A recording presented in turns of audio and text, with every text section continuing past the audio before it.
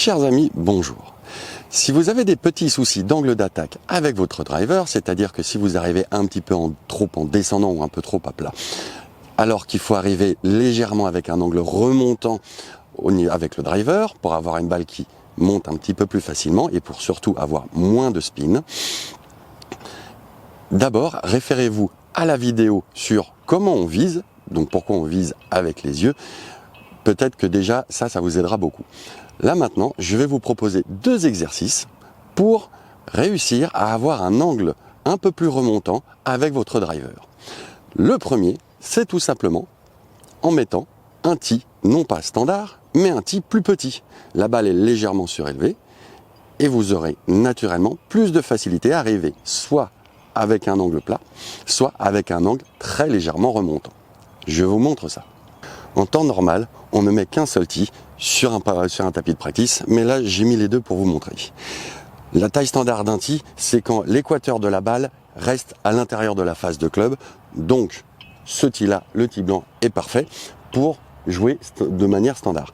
Si je prends un tee plus petit, ma balle va forcément être plus basse et entièrement dans la face de club. Ce simple fait va vous aider à arriver avec un angle beaucoup plus plat ici, avant la balle, alors qu'avec un tee un petit peu haut, soit on essaye de remonter et à ce moment-là on prend vraiment dans le bas du club, soit on essaye de taper fort et on se retrouve avec un angle descendant. Donc n'hésitez pas de temps en temps, si vous avez des petits soucis d'angle d'attaque, de mettre un tee trop bas, ça va vous permettre d'avoir un angle d'attaque plus plat.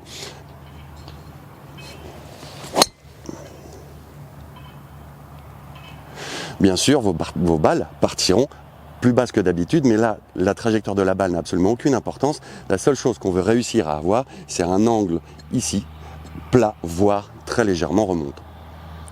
Pour le deuxième exercice, pas besoin de driver, vous prenez votre sandwich et un vieux club en acier. Vous pourrez en trouver facilement dans les boutiques de golf avec les shafts qu'ils jettent. Vous pourrez leur en demander un.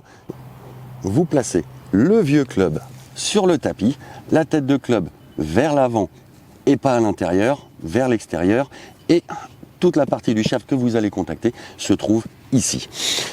Et là, le but du jeu est de faire glisser le sandwich en swing normal sur le club. Plus vous aurez un angle descendant, plus le club va sauter et vibrer. Vous sentirez, surtout, vous entendrez un son très fort.